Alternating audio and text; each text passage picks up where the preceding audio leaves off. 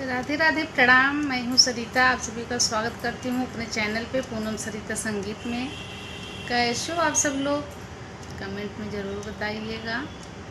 आप सभी के बीच में मैं एक छोटा सा दहेज गीत लेके आई हूँ। वीडियो को फुल वॉच कीजिएगा और कैसा लगा गीत कमेंट करके ज़रूर बताइएगा। धन्यवाद। भारतवासी माना हमारी बतिया, छोड़ दा दहेज प्रथा रीतिया।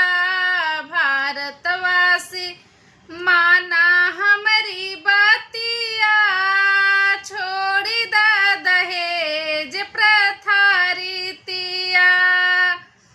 5 लाख मांगेला हो बेटा के तिलकवा, 5 लाख मांगेला हो बेटा के तिलकवा।